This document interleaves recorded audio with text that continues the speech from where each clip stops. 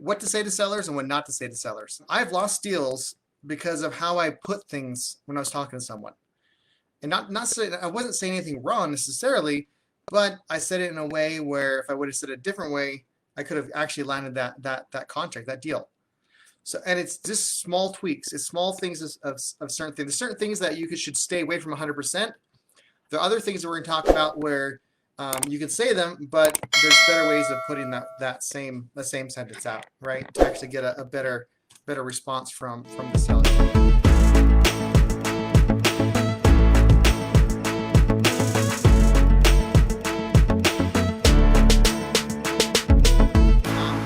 So has anybody put in your comments, have you ever had experience talking to a seller and you just said something and you didn't mean it, and it kind of turned things a little bit? You said one thing a certain way and it just turned the whole deal. Does anybody have that experience? All right, so what to say and what not to say to sellers. Again, a lot of these are flat out never say this to a seller, and some of these are you should avoid this, but there's a better way of saying it, okay? So I'll just start off. I'm going to go over some lists, and then I'm going to go over, and we're going to go over a lot of like some of the stuff kind of totes into negotiation. So a lot of this stuff goes into negotiation, like how to negotiate with the seller, how to talk to them. And guys, I want to kind of give you a kind of a background of me and my experience. So a year and a half ago, I've been in real estate for over 4 years, but a year and a half ago, I really focused on wholesaling. And so that's been my passion. That's been my bread and butter, you know. And so when I first started, I would take any appointment I possibly can. We talked about this last Tuesday as well, but I kind of want to give some background to my experience. I would take every single appointment I possibly could. I would read as many any sales books I possibly could. You know, I mean, I would listen. I live in Tooele, so I'd be driving back and forth to Salt Lake, to Ogden. So I'd have like 2-3 hours a day where I had audiobooks and I'd just listen to, bust out a bunch of books all the time, and all about sales books and mindset and things like that. So I learned a lot on the way, and I had a lot of good mentors. So I would take appointments, like 5 appointments a day, and it would be all off market deals. And I would take appointments even though I knew they weren't going to be a good deal. Even I knew they were going to tell me no. I'd still take the appointments because I needed the practice. I needed to do it. So a lot of the stuff that I've learned, for one, from reading books and talking to my mentors, things like that. Other things I've learned is because of the School of Hard Knocks. That's where, even though I read something in a book, until I start doing it, it just doesn't get in my thick head sometimes, you know. So a lot of times I have to experience it firsthand. But yeah, so I've been jabbering off for like 5 minutes. I'm not getting any good content, so let's do that, okay? One thing not to say to someone, and they're not in any particular order, okay? And those that actually download the app, I'm gonna send an email with all the stuff here as well. So little incentive for you guys. Okay, so things that are wrong with, okay, so asking someone what's wrong with your house, okay? That's a do not. That's a do not. You don't want to say, you don't want to, I want you to put yourself in the mindset of the seller. So this is a place you lived in for past 10 years, okay? And you're accustomed, everyone's accustomed to different lifestyle. They're accustomed to having a very dirty, like for example, you can tell by my bedroom, I'm accustomed to having things on my wall, right? For some people, that is just like with kids' drawings, and my wife's, you know, vision board on there, you know, and they're like pulling their hair, like, how can you live like this, Jared? But for me, this is fine. Like, I have no problem with living with stuff, especially when I get drawings of my kids. You know, that's awesome. I love that. You know, my wife has her vision board, my vision board's over here, you know, and so that doesn't bother me. And so, but for other people, it drives me nuts. So even though you walk into a house and it's this clutterful, like hoarder style scenario, it's for them, it's just fine. So you don't want to insult the person. You don't want to necessarily make them feel bad about their current situation, right? So what I like to do, I don't like to ask them like, oh, so I don't like to say, oh, this is horrible. Oh, I got to fix this. Oh, how can this color? I got to paint this too as well. You do want to bring up, things that need to be repaired, right? But you want them to say it. So what I'll say a lot of times, because they already know I'm going to flip it, they already know I'm going to do repairs, and we already had the conversation. So I'll say stuff like if you were me, what would you do to fix this property? Or what would you do or what things have you wanted to fix in this house, but you haven't had time to do so? So and towards my negotiation, I'll actually go through everything that I'm going to do. I'm extremely transparent. I mean, I will tell them everything, what I'm doing, how much money I'm putting in. All right, Karen, she's in Washington State. Awesome, I love that. Good, thanks for joining us, Karen. So I'm very transparent when I'm in my negotiations, when I'm presenting my offer. And so I go through and tell them how much I'm spending in the kitchen, everything like that. But first, I like to give them an opportunity to give me a list of things that need to be fixed. So it's just like, when was the last time you updated your kitchen?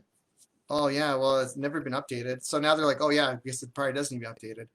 Or when's the last time you updated the bathroom? Or when was the last time the roof was repaired?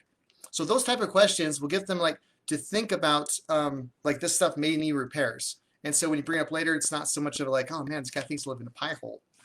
So I never ask them what, I never tell them what things to be are bad. I try to get them to list the issues that are out there. How much do you want to sell the home? So that is something you don't say. How much do you want to sell, or how much do you want to get out of the house? I never say want.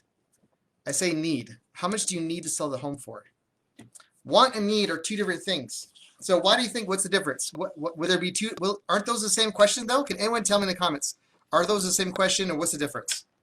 Okay, now we're getting some comments. No, want. Okay, so Thomas put in there. No, want is what they hope to get. Hope, that's a good word. Hope, I like that. Even though I really nailed on the H. Hope to get and need is what they have to get in order to feel good about selling the property. That is a perfect. Need is like if I'm going through foreclosure and I need to get $200,000 to pay off my mortgage and maybe another $20,000 to pay off some other debts or whatever, like I need $220,000 as opposed to I want $300,000 from this house, right? Do you understand the difference? It's a big difference between want and needs. And so when you get into the kind of mindset of just, and it's almost like subliminal, subliminal, you know the words I'm trying to say. It's like a little subconscious, I can't even talk. It's just, it's just a little message, they're thinking different ways, even though it's such a subtle difference in the question. When they're talking about their properties, you're not buying a house, you're not buying a home, you're buying a property, okay? So when you're talking about their house, their property, you don't want to say house and home. You want to use the word property. And so property and house. Why would it matter if I'm saying property as opposed to home or house? Because we're trying to buy something, right, guys? So to put in the comments, what's the difference between property and home? Why would it make a difference? Okay, so we're trying to buy their house, their property. I keep saying it even right now, but when I'm with them, I'm very conscious of what I'm saying. So it may slip now, but whatever. When we're trying to buy their property, it's when I say property, it's a thing. It's land, right? But when I'm buying their house or home, I'm buying memories. I'm buying their heart. And so it's harder for someone to sell something that has sentimental value, even though they're in a tough situation, they have a timeline, and they have to sell it now. That emotions will slow them down, even though it's the best thing for them. So let's try to make things as easy for them as humanly possible. Emotional connection. Perfect, Alex. Detached emotion. Exactly. Yep, Karen, right on the head. Property is less emotional. See, you guys are smart. You didn't even need me. I'm just going to leave. You guys are awesome. Love this. Love this. Love the participation too, guys. Appreciate it. Yes, detached emotion. Yeah, detach that emotional connection, right? So I always try to say property as much as I possibly can. And it doesn't sound weird. I mean, it's very natural. It's just, and eventually they'll even start saying property too. I mean, just because people will mirror your language too, just subconsciously as well, which is kind of cool. If you ever think about selling, whenever I talk to someone, always offer some form of seller financing. And we might have time later on tonight, probably not tonight. I'll do a whole another Tuesday lesson about seller financing, because there's a lot of ways of how you present seller financing is so huge. It's everything. Like, so I never say the words seller and financing together. Never. If you're doing that, you're doing it wrong. Okay. The only time I would ever do that if they already brought it up, if they already understand the concept, they know what it is, and that, oh, you're talking about seller financing. I'm like, yeah, exactly. That's what I'm talking. Why would I not want to say seller financing if I'm trying to get seller financing? Does anybody have any idea why I wouldn't want to get seller financing? Like, how else am I going to come across that? One reason why I don't use the word seller financing because it has a bad stigma. And keep in mind, the second that they stop talking to you, they're going to talk to their neighbors and friends and their realtor friends and everyone else, and they're going to say, oh yeah, this guy wants to buy my house, seller financing. What are their reactions are going to be? Don't. It's risky. Oh no. It's risky. That's what they think. because it's a back stigma. They don't understand it. That's why I think it's risky, right? In reality, it's probably more. You're gonna get more money, and it's backed by that real estate. So if I stop making payments, they get the real estate back with all the repairs. I mean, it's less risky of anything, but because they think it's risky. So I always how I bring up seller financing, I'll say like, how would you like to make? You're asking for $200,000. How would you open up a conversation about me giving you $300,000 instead for $200,000? Oh, okay, yeah, I'm interested. Because of interest. Like, okay, here's how it works. So I'm gonna give you this down payment of $20,000, which is gonna take care of your needs because you need to pay off your truck and do X, Y, and Z, and I'm gonna pay you payments for the next 5 years. And because I'm gonna pay you, you're gonna charge me interest. At the end of the 5 years, or end of the time frame, I'm actually gonna be paying you $300,000 for the property instead of the $200,000 you're asking for. Now, 5 years for the $100,000 difference is probably like closer to 30, but you get my point, right? Okay, next one. Tell me about your financial problems, or why haven't you been able to pay your bills? So that's kind of when people are in a situation like this, okay, it's tough, it's hard. I mean, what a situation like this, I'm referring to if they're going through foreclosure, they lost their job, COVID-19, it's a muck.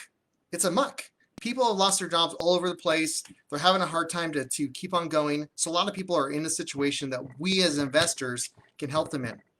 They're now that the mortgage, mortgage forbearance is starting to come off. So a lot of foreclosures are going to be happening here soon, and so opportunities for us to help more people are there, right?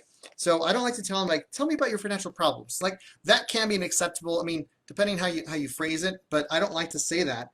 What I like to say is tell me about your situation. And one key thing to be successful when you're having a conversation is the shutting up part. Because silence, if you can learn, and I'll talk about this later on, but if you can learn how to be quiet, you're gonna get a lot more information out of the people. And that's what you need. You need to find out all of their pain points. You need to find out what problems can you fix, and what benefits can you give them, right?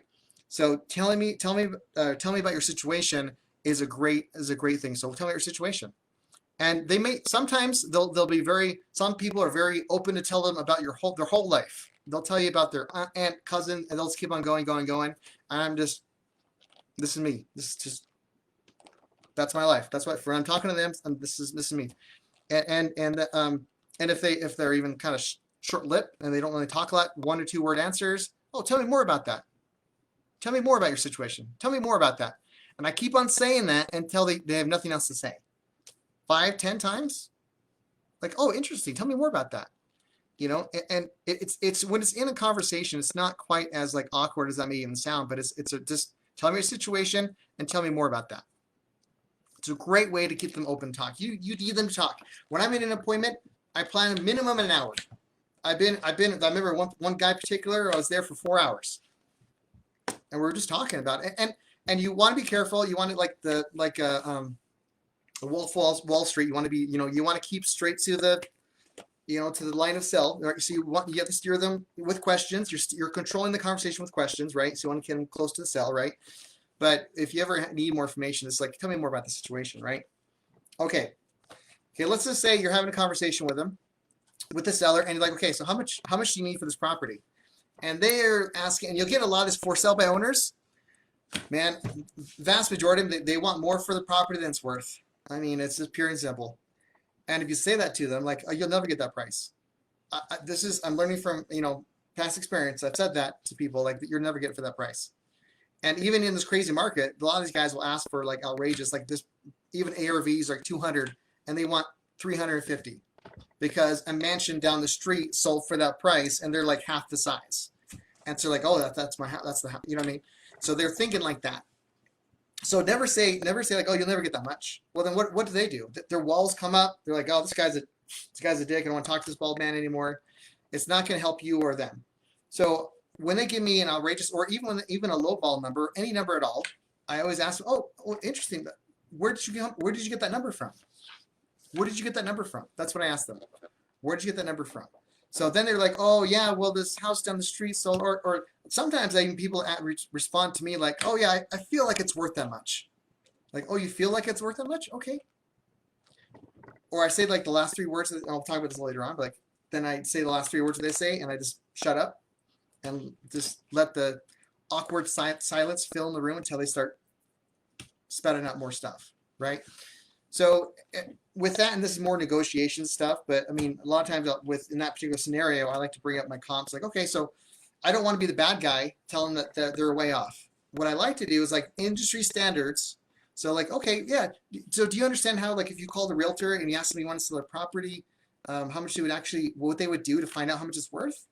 Well, not really. Oh, yeah, I didn't know either till someone had to show me this too. Well, what they do is they find properties that are in the area sold in the exact same yada yada, and I show them the comps. I print off stuff, and I here this is the comps, this is comparables for your property, and this is what it looks like, right? So I give them the comps, and so now it's not me telling them they're way off for the Crocker. Like there's no way in heck you're selling it for 350 when it's worth 200, even at good condition. Like I'm like, these comparables show that, does that make sense where I'm coming from? So I'll ask them stuff like that, and I'll show them. But yeah, don't ask him like you'll never get that price. That's just rude.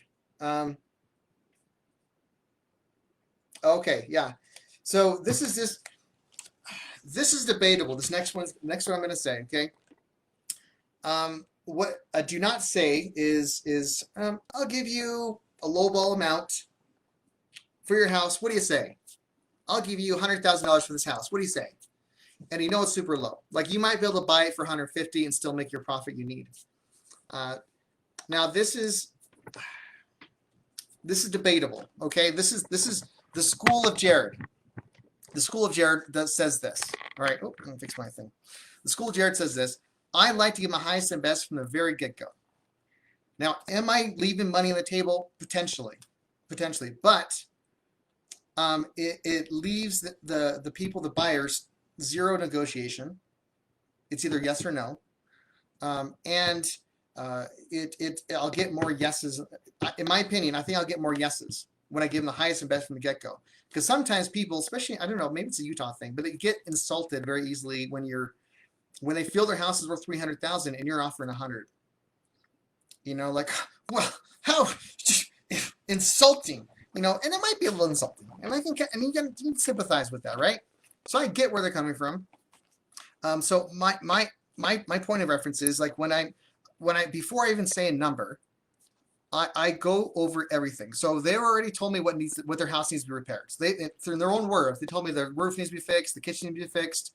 They already gone over that. So I go over everything. I tell them like I'm going to put $8,000 in this kitchen to get it to market value, right? So I don't say like because their kitchen's a slob or horrible, and I'll even say like this kitchen's great, but unfortunately right now the market is looking for an updated kitchen like this picture, like this house sold on the street.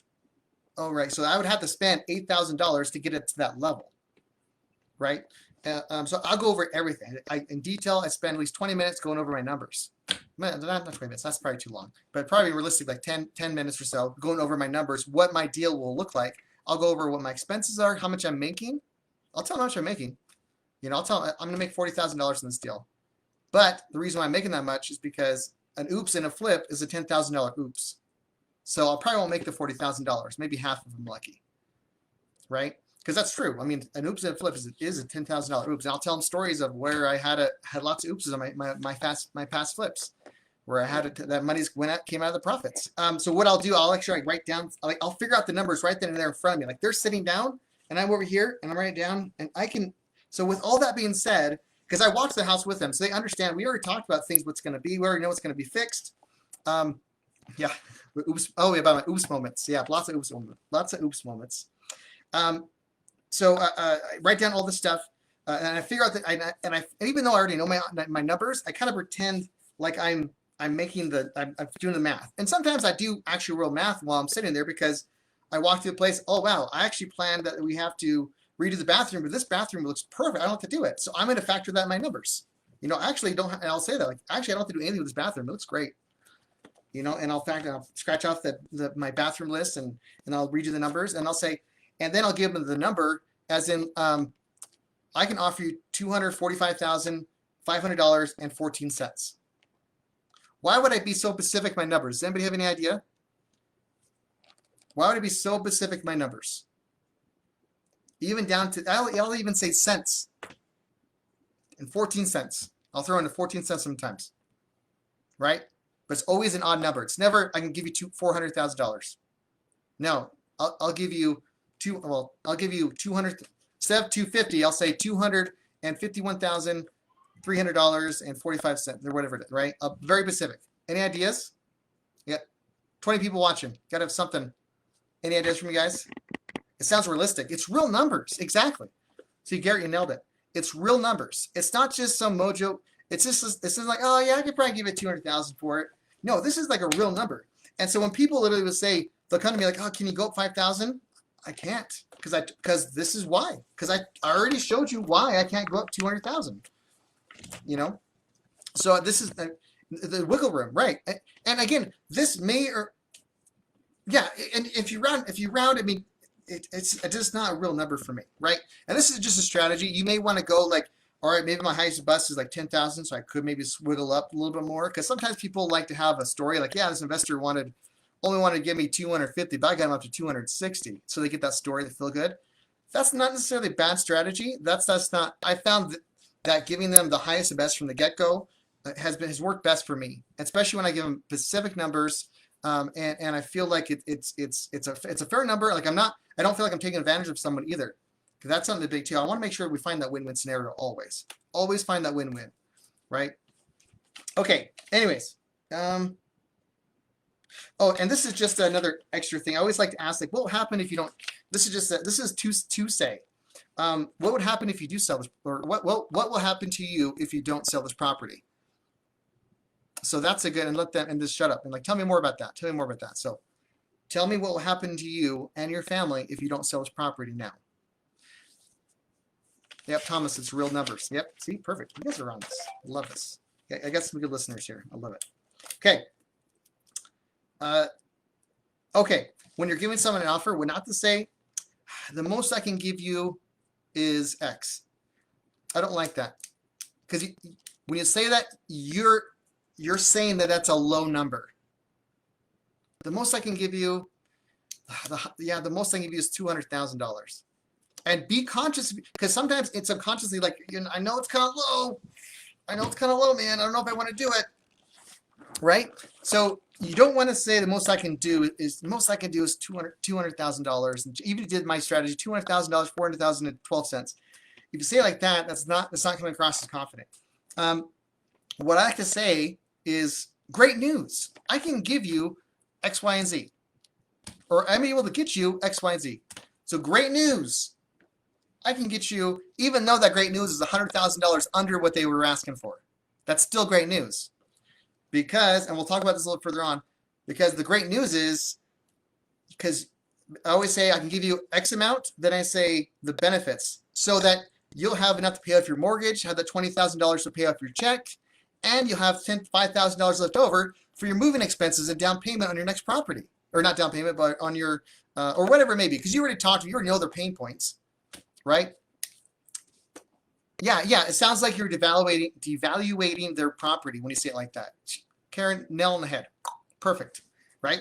So when you give your offers great news, whatever you portray something as, that's what it comes into them, right? Okay. And now this is not necessarily a bad thing, but I think there's better ways to say this. So what not to say is, are you willing to go lower? That's not necessarily a bad comment, but I think there's better ways to say that. So what I like to say is that the best you can do? Now, this is kind of more of like a personal thing. Again, neither one of these two are necessarily bad or good, but I always like to say, what's the best you can do? Because it's not only saying like, it's not saying the lower part, like subconsciously, it's saying, what is the best you can do? Is that the best you can do? And then I'll shut up and I'll just look at them. Right? And they're like, well, I don't know, we might go a little lower. I'm like, oh, a little lower? And I'll just repeat like rephrase a little bit what they said lastly. And I'll let them talk. Well, yeah, we might be able to do 10,000 or whatever it may be, right? So if I'm saying like my highest and best is this much, and they're saying this much, I'm like, is that the best you can do? So then they'll start to come down a little bit. If you're the rock, you guys should read the book Never Split the Difference by Joe. Tell me, someone in the comments, tell me who wrote Never Split the Difference. It's Joe something. I can't remember his last name. Read that book, guys. That's your homework. Read Never Split the Difference. Next one. Okay.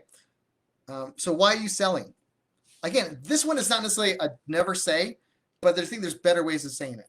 Okay. So why are you selling your property? What I would say is, why would you even want to sell this property? So there's a pendulum effect. So when I say, why would you want to sell this great property? Their natural reaction is to go, well, it's not such a great property. I'm selling because of this, I need repairs, I do this, that, and they'll start telling you what the opposite of what you're saying. If I'm saying like, oh yeah, I can definitely see why you'd want to sell this property, and they're like, wait a minute, then their pendulum goes the other way, like, wait a minute, this has been my home for the past 10 years. I love this place. You know what I mean? So it's just another psychology trick that Chris Voss, not Joe, it's Chris Voss. There you go. Yeah, I don't know why I got Joe. Chris Voss, I got 3 people. Garrett beat Alex by a millisecond. Who is a CIA negotiator? Yes. So Christopher Voss, that's Never Split the Difference. Oh, and this Omar, look at these guys. I love these guys. Okay, Omar, he wrote. Chris Voss wrote several books. Look in Omar's comments to get a whole list of a bunch of them, but some good stuff for. Anyways, I love that book. Anyways, moving on. The pendulum effect. It's just kind of like if I'm saying that this place is great, their natural reaction is kind of going the other way. And I'll talk more stuff about that too. It makes a little more sense. Okay. One thing that I think you should never say is like, I'm going to be honest with you. Or I'm an honest guy. I never take advantage of people. Honest people don't have to tell people that they're honest. They're just honest.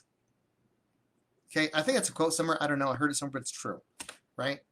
So if you're honest, don't say, because when especially a salesman type person, because we're not necessarily salesmen, but we're in a situation of a salesperson, we're trying to buy something.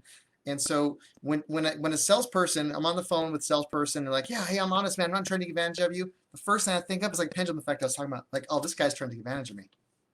Like, I just obviously like, well, I'm an honest guy, I never lie. I'm like, you're a damn liar. That's my first thought. Right. So if you're an honest person, you don't need to tell people you're honest. You're just honest. So you don't have to. I don't even address that. I'm just like, that's my offer. That's what I'm telling. Everything I'm telling you is true. I don't need to tell them everything I'm telling them is true because it just is. Does that make sense? Okay. Yeah, you don't want to put something negative in someone's mind. Yep, Garrett. Now this is something almost like legality. So when someone gets to foreclosure. A lot of times it can affect someone's credit for like 7 years. A lot of people know that's fairly common knowledge. However, you and I, mass majority of us, are not credit experts. We don't have a credit degree in something. We don't have certificates. We can get ourselves in trouble if we say something like that. So if you say like, oh yeah, man, if you let this go through foreclosure, that will affect your credit for like 7 years. And you won't even be able to buy a house for the next 7 years because you have foreclosure on your record. Can we say that? You can. You might get yourself in trouble. So don't get yourself in hot water. What I say is, because I want to get that, because it's a fairly true statement, right? That if the foreclosure will stand your credit for 7 years. What I say, and it's true. Like I know people that gone through foreclosure and it was on their credit record for over 7 years. Can you imagine what that would feel like? And I always put in that stuff. When I put something negative like that, like, can you imagine what that would feel like? You know, if you were like my friend that had a foreclosure and was on his credit history for 7 years, you know, so I kind of like, and it puts him like, oh, that's my future. Like, oh crap, right? So we say, I know people that were in the situation and this is what happened. So you're not saying that, hey, this is what will happen to you for like legality, honestly, legality and whatnot. You don't want to get yourself in trouble. All right, now I'm going to go over a little bit of stuff about like how do we talk to people? Like there's some tricks and ways where I'd like to talk to people. And Scott mentioned this earlier, is rephrasing someone's statement. That is huge. That is huge, guys. I really have to like active listening is so. Can someone in a nutshell put in the comments what is active listening? Put in the comments right now. What is active listening, and what does that even do? Active listening does many things for you. One, it builds a rapport. Okay, it builds rapport instantly because they understand. They feel that you understand them. Okay, I haven't got any comments yet on that. What's active listening? I'm waiting. It's okay. So active listening, it builds rapport. You understand them. Because have you ever been in a moment where you're just venting and you're talking about stuff and like you feel like no one's really listening? You don't really feel like it. But if you feel like the person that you're talking to actually understands you, it kind of releases a lot of stuff. Listening, understanding, not to respond. Listening to understand, not to respond. Okay, listening. Yeah, that's good. That's good. So listening to understand, not to respond. Listening to someone without thinking about something to say before they finish. Okay, that is good. Being present. That's good.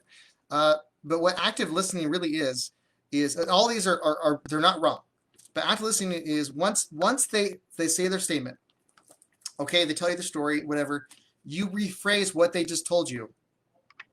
It helps you clarify. Okay, Alex says it helps you clarify what they said. If you repeat, booyah, what they said or rephrase what they said. Exactly. See, Alex, yeah, gold star for Alex. Scott, you repeat 2-3 words that they said. Okay, perfect. Right? And so active listening, I actually go through. So with Scott with the 2-3 words, that's like when I just want them to give me more information. That's when I do the 2-3 words. But when I'm just building rapport and I'm just kind of making sure they understand and we're going, I'll just repeat like the whole thing. Like they'll tell me their life story and I'll just rephrase it in like 3 or 4 sentences. You know, like, oh yeah, you grew up in a tough. Sounds like you grew up in a tough childhood, and then then you met this guy, and then he left you. Now you're left with this mortgage, and now you're in this tough situation. Oh, that would be tough, wouldn't it? It's like, yeah, it is tough. You know. So now I'm saying like, yeah, this guy understands me. You know. So we never like someone because we like someone. We like someone because we like how they made you feel. So again, you don't like someone because you like someone. You like someone because you like the way you feel when you're around them. That's the way of putting it. I don't know. You guys, you get what I'm saying, right? So rephrasing their statements, active listening is huge. And it's not going to sound like this guy's just repeating me everything I say. You don't say it word for word, right? It's very natural. It's very natural once you do it, and do it even in your home life. When you're talking to the wife, the husband, whatever. If they're talking to you and you just try it. That's your homework too. Tonight, have a conversation with your mom, your spouse, whatever friend, and actively listen. Repeat some words what they're saying, and you'll be surprised on the reactions that they're getting. So that is huge, guys. That's going to be building rapport massively. But repeating the last 3 words is very big. You know, if they say something like, because again, you want them to tell you everything. You want to pick all their knowledge out. You want to get it. You want to get it all. So repeating the last 3 words, like, oh yeah, my husband lost his job this weekend, or he lost his job 2 months ago. Like, oh, he lost his job 2 months ago, and then shut up. Shutting up is the key. Silence is your friend. Okay. And then I'll look at him, and then the awkward will fill the room. And they'll start talking again, and they'll tell you, "Oh yeah, he lost his job." Because sometimes the silence doesn't even happen. They'll just keep on talking, like, "Oh yeah, he lost his job because he punched the guy in his face, and the guy broke his leg. Oh, he broke his leg. Yeah. Then we got stuck with the medical bills, without a job. Oh yeah, medical bills and without a job. Oh yeah, so we had to sell the Xbox, and we had to, oh, you sold the Xbox." And so, do you see how kind of natural it is? Is this kind of like, oh yeah, you're commenting on it, and they're keep giving you more information. It's not just lost a job. Now I know they have medical bills. Now they know they're selling things. Now I know that they I want to make sure you get enough offer where they can rebuy the Xbox, or where they can rebuy their truck that they had to sell to pay off to get to keep afloat, right?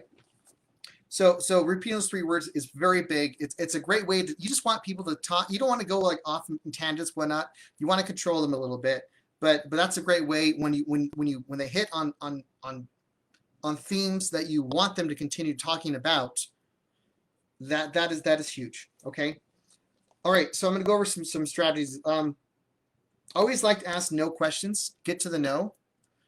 When people say no, and this is another Chris Voss thing as well. When you get to the no, they feel more control. If I say no to someone, I'm the one who has power. I have control. So I like to get a lot of no questions up front, so then they feel more control, right? So like, is this not a good time to talk to, or is now a good time? Is now not a good time to talk to you right now? Is now not a good time to talk? Is now a good time to talk? No, I can't even think of the word. Is anyways, but things like that, or you wouldn't mind if we came in and talked to you, do you? You wouldn't mind if, and then, you put in things like that. So get them to say no. It's just subconsciously kind of frees them up. It kind of breaks down those walls. It's kind of towards the beginning, and sprinkle them out throughout the entire conversation. Helps out a ton. Get them to say that's right. So this is a Chris Voss thing. I love Chris Voss. Okay, and I couldn't remember his name until you guys helped me out, but I appreciate it. But getting them to say that right phrase is huge. So and that's with like the repeating, the rephrasing of what they said. Like it sounds like, and I'll repeat what they said, and then they'll say, oh, that's right. So now we're on the same team. So you want the goal for you before you even give them offer is for them to say that's right. It sounds kind of weird, but if you can get that's right, you have so much power in that negotiation. Like just because when I'm talking to someone, even if I'm a salesman or whatever, if I feel they understand me and that they're on my side, they're no longer, because first of all, from me coming to their house, trying to buy their house, we're instantly enemies, right? We're instantly like, okay, I want this, they want this. Well, who's gonna win, right? But when it comes to like, oh yeah, he understands me, like we're actually going towards the same goal. What he wants is what I want. And that changes everything. So get them to say that's right. Repeat it, like kind of back to what I was saying as far as active listening. That's good too. That's right, Karen. Darn straight it's good. So yeah, it's really good. Create the illusion of control. When two people are talking, the person that talks the most is not necessarily in control of the conversation. The person that asks the most questions, they're the ones that are actually in control of the conversation. So let me back up a little bit. If I keep asking them questions and I ask one question, say one line, and then they have to go talk in 5 minutes to explain or to go into more detail, they're talking for 5 minutes. I said one line. 5 minutes is probably more exaggeration, but 3 minutes to explain whatever that was, right? They're talking for 3 minutes. I talked for 10 seconds. They feel, since they're talking more, that they're in control of the conversation. But they're just responding to me what I'm saying. I am in control. The question to control the conversation is to ask questions and to steer the conversation. Now, even like the 3 words, what I've already used, like the 2 or 3 last words of what they said, I'm still controlling the conversation because I want them to expand on what they just said. Right? So I'm in complete control, but they feel they are in control because they're talking more. It's an illusion of control. So asking questions gives them the illusion of control. Big thing. It's very, very big, very big. Okay, the power of silence. And I've talked about this throughout this conversation, guys. The power of silence is huge. And even when I bring people with me, a lot of times I'll tell them, because even some of you guys in this chat have gone with me on some appointments and talked to sellers and whatnot. And sometimes, depending on the situation, I'll tell them, like, hey, if there's a point where I just stop talking and I just look at them, and it feels awkward, don't fill in the awkward gap. Just shut up. Right? So the more awkward gaps, if I ask a question or if I ask a question and I want them to expand on it, sometimes I don't even say the last 3 words. I just keep looking at them. And the room kind of almost feels awkward. And it's going to be hard for you, when you're in that situation, it's going to be hard for you to be quiet. Your natural reaction is to feel the awkward. It isn't necessarily awkward. It's just the awkward silence. So not necessarily you're awkward or you're putting them in an awkward situation, but the silence is awkward. And that's a very normal thing in a conversation. So people they don't like the awkward silence, so they'll fill it with anything. Like negotiators when they're trying to get people to confess to murder, they'll do that. They'll ask them a question and they'll just stop and talk to them, right? They'll not stop talking. They'll stop talking and just look at them, right? So that's just another way to keep them talking about that. So if they're on something that you want them to talk about, like, oh, they have medical bills, I'll just look at them, and just maybe nod a little bit and just wait for them to talk and keep on going about it. That's another way to keep them going on a certain subject, right? And they start going up about their dogs, cats over here. Then you just redirect the conversation where you want it to go. They're like, oh yeah, tell me more about the situation over here. Tell me more about your husband, how he lost his job, or wherever you want to go back to, right? Tell me more about what will happen to your family if you don't get to close this deal, if we don't get have a transaction happen. Oh, okay. So I kind of hinted to this earlier, Oh, got out of focus. I always have a notepad with me. Again, a lot of you guys already have, when you've gone with me to appointments, you've noticed I've always had a notepad with me. And so I use this notepad as to take notes, right? Like that's normal. Another is I use it as a tool.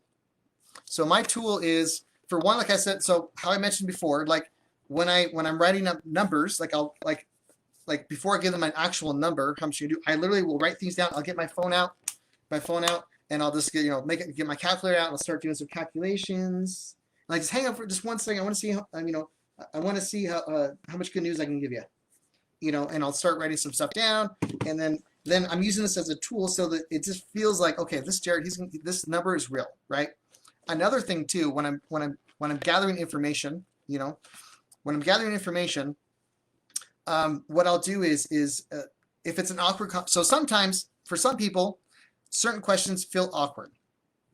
When you're in that situation, for example, sometimes feel awkward when they're asked about money problems, especially here in Utah. I feel like talking about money is like a big foobar, and it may not just be in Utah, but it's a big foobar. Like, don't talk about money you don't talk about your money situations or whatever. And so a lot of people don't like talking about it, and they feel awkward asking things about that. So knowing how much they owe in their mortgage is pretty important. Because a lot of times, like even my app will tell you when the last mortgage was, but they may have refinanced it since then, right? So you won't know for sure until you're right there in front of them, actually even maybe seeing some documents from them. But knowing what I'll do is I'll ask them the question, like, so how much do you owe left? How much do you owe? How much do you owe left? How much do you owe on your mortgage, right? How much do you owe on your mortgage? And I don't look at them. I get my notepad, and I'm just waiting to write down the number they're going to tell me. Even though they're like, and it's if I don't look at them, acknowledge them, it's okay. It's like I'm expecting an answer, right? It's like expecting the sell or confirm the sell, right? So you already know the sell's going to happen. You already know this. You already know they're going to give you the information.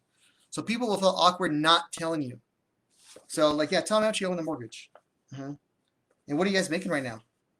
I don't necessarily ask that type of question, but any question that you may feel uncomfortable with, that's a good way to kind of get around that, is using your notepad as a tool.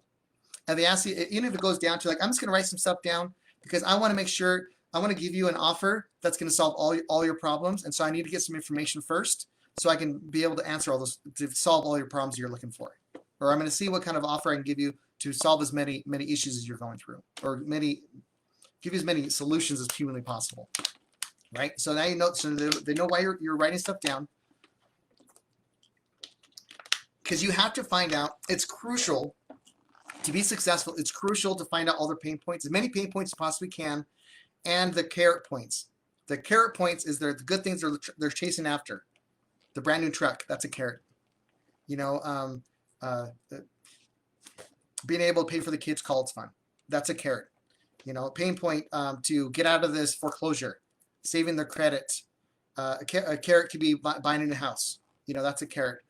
To saving the credit or not having bad credit. That goes both ways. So I always try to find, and so when I get them offer, when I tell them the great news, what my offer is going to be, I tell them, dang, or great news, great. Oh, this is great news, Mr. Seller. This is great news, Mrs. Seller. I can give you $251,450.12 for your house. Do you know what that's going to do for you?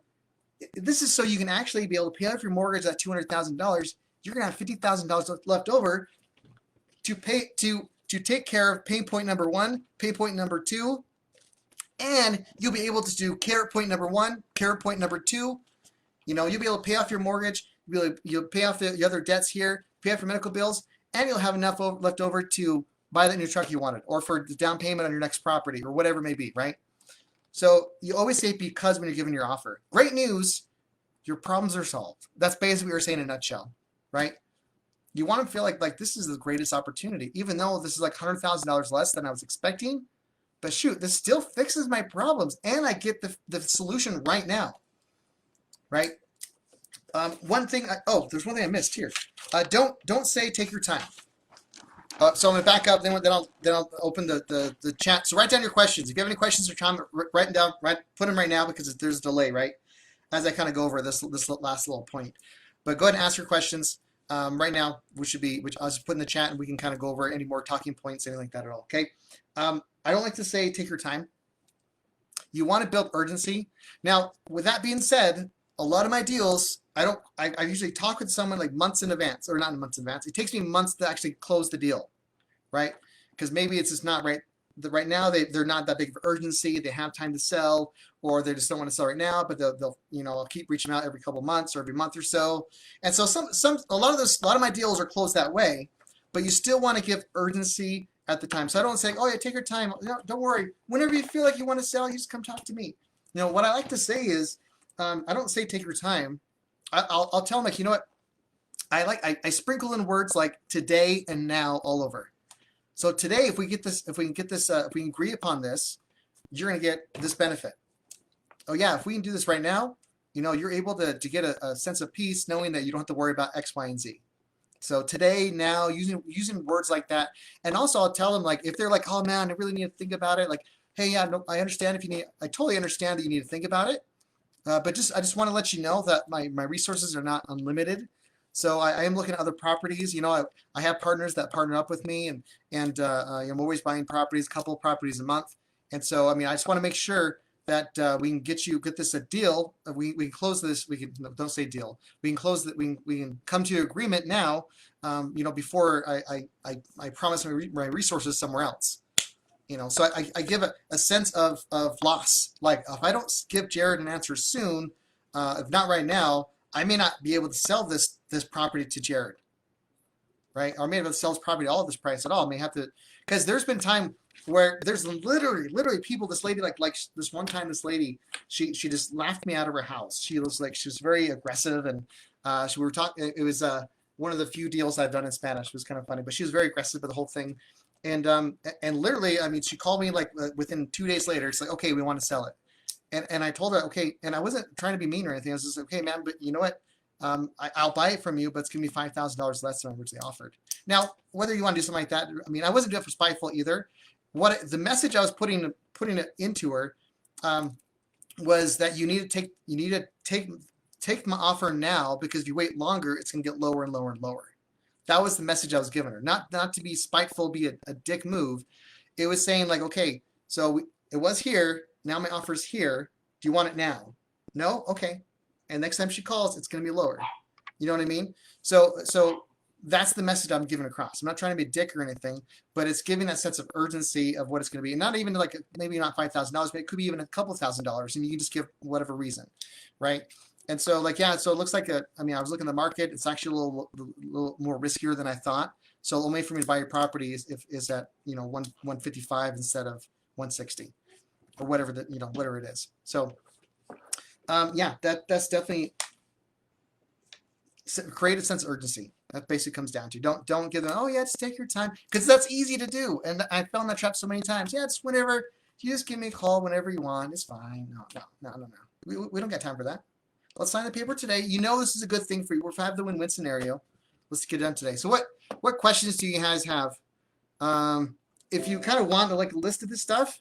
If you sign up for my app, our app, guys, if you haven't listened to, my last live, I talked about driving for dollars and finding all this stuff out. Our app will literally pull up. You can have our app up, and it'll if there's a house you're looking to investigate and to go after, all you got to do is click on the house, and it pulls up the customer's or that person's information, their address, their mailing address. And you can send a mailer. You can actually download. You can get their phone number if you want to call them right then and there. So it's pretty cool. It actually has a CRM system where you can actually follow along the entire. Like, you take someone driving through the whole process. Because I've lost deals because they fell through the cracks, but not anymore. I have a really good CRM system on my own app that I use, and so I can take people across the whole time. Okay, Kat has one question. Can I ride with you and watch your sales process? Yes, if you bring a deal to the table. So. I am, if any of you guys, especially here in Utah, if you want me to actually go through the whole thing, if you're okay with me partnering on a deal with you, let's go together. I don't take everyone with me because if I drag Kat and Alex and Kyle with me to an appointment, I'll have like 10 people having a conversation with some sellers, and it's just not It's just not having one person there. That's no biggie. That's me and my partner. We're here to talk. That's no biggie. But when I get like 3 or 4 people there, it gets a little awkward, right? So so if you guys ever do have if you have something like you're working on, like, hey Jared, I have an appointment. Can you come tomorrow at 6? Sure, man. Let's do it. If I'm open, let's do this. And then I'm more than happy to go with you. We can partner on it. We'll kind of figure out whatever's fair at the time. We'll cross that bridge. We'll figure out what's fair in that particular situation. And and it's a win-win scenario, right? Let's make money. I'll close the deal for you. I'll even help wholesale it. Shoot, whatever. Or we can flip it together. Whatever. Thousand things. Where am I marketing to? Mostly here in Utah. What would I be able to attend one of my appointments next? Would I be able to attend one of your appointments next time you go to one? Okay, so Thomas, yes, there's a delay, so he already heard the answer. But yeah, that's a great question. Again, if you guys bring the deal and not on market deals, guys, like I'm not a big fan of on market deals because there's so many newbies out there trying to flip, and they're offering too much. I'm looking at these properties and they're like they need $60,000 in repairs and they're offering like $10,000 under ARV. I'm like, this is no way. This is not going to work. Like, I don't know how they're going to do this, but maybe they know something I don't. I don't know. But okay, so Kat asked a question: would you recommend handwritten mailers over regular big flipping deal mailers? I think they're both good, honestly. So you want to stand out, right? So Kat, that's a great question. Great question. You want to stand out whatever you do. Handwritten letters are great, phenomenal. Because it sounds different, it looks different. And let me give you a little tip for even you girls. If you put a little kiss on it, like a heart, I don't know, you might get. But someone did that. Someone sent me a mailer like that, and was like, "What is that?" I was instantly curious. Like, what the frick is this? Like, why would someone send my wife a love letter? What is this? It's not cool, And I ripped it on and I read it, like, oh, this is just they just want to buy my house. But like a lipstick mark on it, that's clever. Someone did it to me, and I was like, oh, okay, that's kind of smart. I actually opened it and read it. They win, right? So handwritten letters will stand out, and that's good. It takes time to do it though. So if you're handwriting a letter, because with mailers, mailers is 100% a numbers game. I'm talking 1 or 2% return is a good mailing campaign. So if you're writing 100 letters, if you can do that, it's going to be very effective. With big flipping deal mailers it sends out, it actually sends a picture of the property itself. You can either take the picture yourself, or automatically send one from the Google Images. And so that stands out a lot. I've actually had people call me, actually complimenting me on the mailer itself because like it stood out to them. You're like, oh, this is not just one of those yellow card mailers. This is actually the picture, and my mailers have a picture of my wife. Do I have anything right now? I don't. Darn it. Show you. Anyways, but has a picture of me and my wife on it because I do. My wife's very pretty, and people like to work with attractive people. Let's just be honest, okay? So I put a picture of me and my wife there. It's being real. Right, this is not the prettiest face in the world, right? But I get a picture of a pretty wife, like, and even subconsciously, even male or female, like, I subconsciously, even like attractive dude, I want to work with that attractive dude. It's just subconsciously, okay? It's this life, whether we like to hear it or not. That's just how it is, okay? So anyway, so a picture of me and my wife, and like we went by your house, picture of them, so it stands out. They get their attention. I kind of want to rant there. Okay, would you be willing to partner in different states? I'm in Southern California. I think I'm definitely open to it. I'm very skittish and open on it's giving me so having phone conversations all day long. So like, you know what, you can be for example, you can be like, hey, you know what, I have one of my partners are actually out of state. Can we do like a 3-week? So you can like sitting with the seller and then pull out a speakerphone, and I can have a conversation with them that way. It's not quite as effective as a face-to-face, but yeah, I'm definitely willing to do that, and we can talk about, I can wholesale out of state easily. It depends what you want to do too. If you're looking to flip it, we can talk about that. We'll figure it out later on how that's going to work out for we find that win-win. But yeah, we can do stuff like that, definitely. I can help close across the state. That's no problem. I've done that before. Does your app offer sales tactics or lessons videos to learn from? God, you're my favorite, I swear. You get the gold star for the day. Even she's making up. She came in late, guys, but she's making up for it. Okay? She's making up for it. Okay. So and I said this kind of towards the beginning of the call, but just to reiterate it. So the app doesn't come with, it does come with lessons in form of this guy right here. So with the lessons, eventually this free training, if it's got any value at all, right? This free training will be only exclusive to Big Flippin' Deal subscribers. It's only $29 a month to subscribe, guys. So it's not like hundreds of dollars. It's like nothing. And you're getting the app too. And plus once a week training with this guy. We're stuff like this. And we'll do like a Zoom call so you can actually like type in your questions or even like chime in with your voice and have real life, so it's not like a delay like Facebook right now. You can actually have a real conversation with me. Even if we're talking about, we can do like maybe once a month, we'll do like bring me your deals. We'll analyze it together as a group and I'll tell you what you should do here and there. Like that'll be there, right? So that's coming. So these trainings on Facebook are going to come to an end in a couple of weeks. So download the app so you can get access to this guy. Again, it's like $30 a month. It's 14 days for free. Come on now. Let's get real. Okay, let's see here. I meant how are you marketing, driving, mailing, foreclosures? Oh, okay. Gotcha. Karen, so Karen clarified her question earlier. I misunderstood it. So she asked, how am I marketing? So driving, mailers, foreclosures list. My answer is almost all the above. I believe in having multiple funnels. It's very crucial. So people that are starting out, okay, let me back up. And I use this analogy in my first, last week live. When you, the circus, the guy that spins the plates on sticks, and so what does he do? He gets one plate and there's one stick and there's a bunch of sticks everywhere. Or he gets one plate and he spins that one plate really fast, and works on that one plate really well till it's spinning by itself.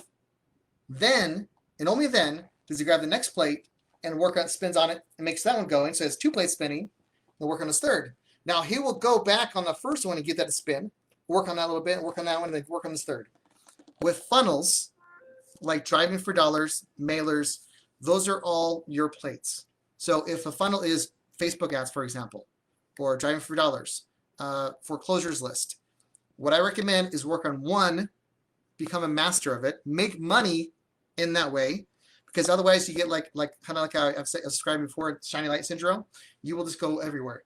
So I market almost every right now. Like at the point of where level I'm at, I do thousands of dollars in marketing in mailers, in Facebook ads. You guys may have even seen, if you're in Utah, you may have seen my face talking about it, or actually have testimonial videos. I do Facebook ads, things like that. So thousands of dollars a month I put into it, which brings in funnels to me. I also have driving for dollars. I personally drive for dollars because that is one of my most lucrative funnels by far. That was one of my least favorite too. When I first heard about that type of funnel, I was like, that's stupid. I'm not gonna drive on that. And then I realized there's so much more opportunities for them. It just blew my mind. So driving for dollars has always been like, I probably get like 30% of my deals driving for dollars. But when I'm looking at 10 other funnels and one's giving me 30%, I mean that kind of tells you a lot. And I do mailers, right? So and my mailer's been off and on, right? But since I got my app, and again, I'm not trying to. I am trying to self-promote, but I'm not like full of honest people don't say they're honest. Anyways, but legitimately, I got back to the mailers using the app, because a lot of people have been responding to it. So, I'm getting 4% return rate. People contacting me back from the mailers as opposed to 1 or 2 from my old list, which has been phenomenal. I don't like foreclosure lists. Notice of defaults, I don't like them. Why? Because they are picked over like crazy. That is like the first investor 101. Okay, well, how do you find a deal? Here's notice default list. Okay. And what happens when you call them? You're the 5th guy to talk to me, man. You're the 10th person to talk to me. I already sold the property. Or I took care of it. Oh yeah, I paid off the mortgage. It's fine. That's 90% that happens. So it's just such a point of just wasted time. You can still find deals. For me, it's just like, I'm going to go other avenues. You got to find your niche, what you're good at, right? And that's they're going to go other avenues. So, okay, Kat says she pays $39 a month on a CRM alone as a realtor and real estate, as a real estate investor. So huge deal. Yeah. So the $39 a month, it gets you the CRM. It gets you can pull. Now, if you're sending mailers or skip tracing, you have to pay extra for that because it costs us money, right? But at the very least, you can pull up their information. You have this access to CRM, get the training to it. So yeah, it's honestly, and our whole goal was to develop an app where it's cradle to grave, where you can find a deal, you can track a deal across the process, and you can close a deal. So yeah, I know what you meant, investor. Yeah, it threw me off though when I was reading it though, Kat. Um, yeah. So honestly, guys, I mean, and Kat's awesome here, but she's 100% true. I mean, uh, yeah. Garrett, it cracks me up. Anyways, yeah, Garrett. So Kat should charge me for advertising, but she's amazing. She really is right, and so there's good points she's bringing up. So I love it. What other questions you guys have? Anything else we always want to talk about? You should.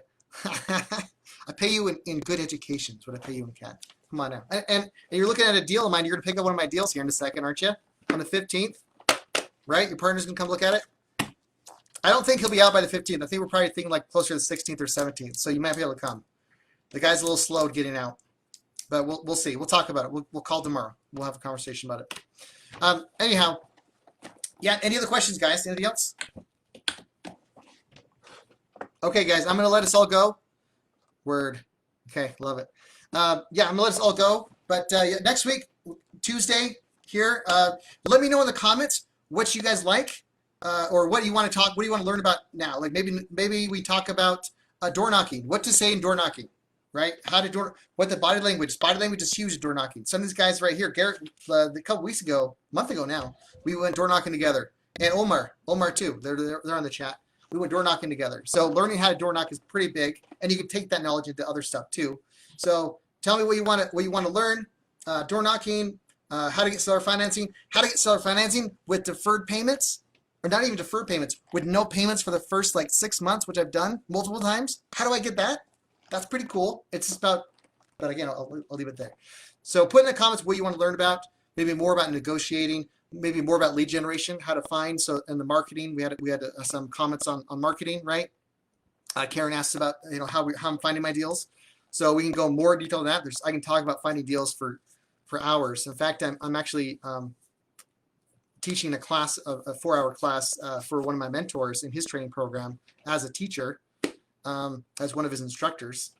So it's kind of cool. Like I was his baby. I grew up. Now I'm teaching his babies. So that's fun. Anyways, yeah. Yes, door knocking, great stuff. Door knocking, okay. Seller financing. Yep, we can do all this stuff. So if you guys are watching this, please put on the comments replay. If you're not with us live, put in the comments replay. So I at least know that you watched it and you're with us. And it also helps the algorithm, right? Okay, Scott's interested to hear about our seller financing techniques. I do things I don't know, unique. I do things in Jared method. So and that's one thing. Like you're never gonna do everything the exact way I'm doing it, but you're gonna piece from a book here, from a mentor here, from Jared says thing over here, and you're gonna find your own little. So Monica's gonna find her own little way of doing things that fits there. So I'll teach you Jared's method, which is pieced together from experience and from books here and from mentors there, and then you'll replay Catley Finance. And so yeah, so we'll get the stuff. So yeah, keep putting down, and I'll tally up the comments as far as what we're going to talk about, and so and then I'll make that the next week's lesson. All right, guys. I love you. Appreciate the participation like a lot. That really means a lot to me. Appreciate it. It feels like I'm doing something good. And we've had constantly 20 people jumping in and out here, so that's been phenomenal. So I really appreciate it. Yeah, seller financing without payments, please. All right. Yep, that's good value. Good stuff. All right, guys. I love you guys. Peace out. All